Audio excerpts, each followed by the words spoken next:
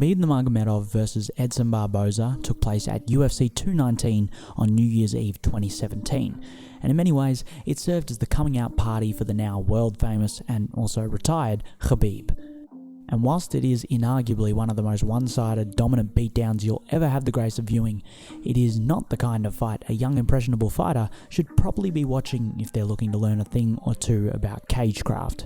Unless, I don't know, they're a Dagestani wrestler who has a rock-solid chin and can get a takedown from essentially anywhere.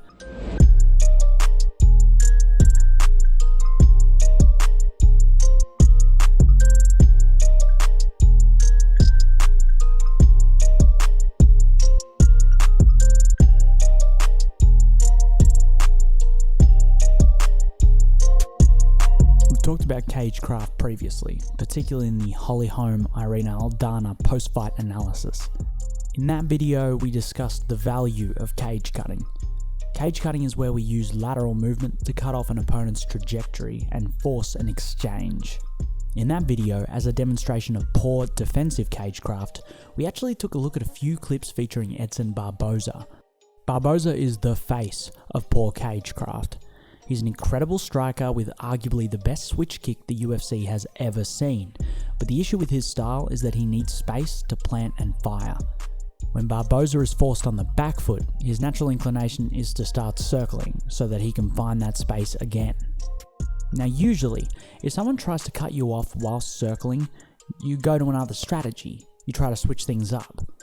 Edson Barboza is, well, quite stubborn. There are small examples of him changing approach, but for the most part, if you put Edson Barboza on the back foot, he's going to get on his bicycle and circle to one side. The predictability of this eventuality is what allowed Gaethje to set up his knockout blow in their fight. So that there is poor defensive Cagecraft. Having only one tool to help you manage distance and create space on the back foot, it's not good. But the fascinating thing about the Khabib-Barboza matchup is that whilst Khabib has a world-class team behind him that I'm sure was expressly aware of Barboza's circling habits, lateral movement and cage cutting didn't even seem to come into play. Khabib's takedowns work most effectively when his opponent is forced to the cage. Khabib pushes his man to the fence, and that's when he starts looking to either ride the back/body and break down their posture, hit a trip and land a takedown, or pull the legs out from underneath and attain the leg mount. So, given that so much of his grappling success comes whilst he is on the fence, you'd think that against a guy like Barboza, whose circling habits are consistently predictable, Khabib would utilize cage cutting to his advantage. I mean, I don't know, it makes sense. Alas, that's not what happened. Khabib decided that, no, systematically cutting down the cage would be too slow and arduous a process. Let's streamline things and just, I don't know, yeet myself across the cage with flying knees and unmitigated pressure. And well, yeah, that's exactly what he did. There are certainly moments where Khabib utilizes lateral movement. Look here. Khabib flurries, ending his combination with the switch kick, and as Barboza circles, Khabib cuts off his trajectory and initiates the double leg takedown attempt. But this right here is the exception, not the rule. What about here, where Khabib jabs and Barboza is able to circle back into the center of the cage? Khabib just follows behind him, and then shortly after, Khabib's lazy Cagecraft allows Barboza to pick his moment and escape the clinch to get back to the center of the octagon again. Here is probably the most egregious example. Barboza is circling to his left, and a slight hesitation against the fence causes Khabib to shoot a surprisingly lazy shot that Barboza just circles away from. What the fuck was that?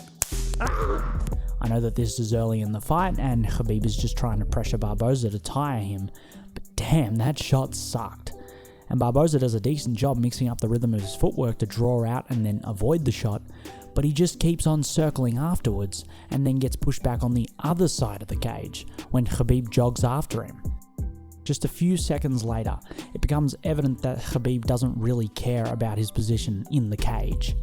He'll make it work because he's damn fast and damn strong. You know, sometimes we forget just how athletic Khabib truly is.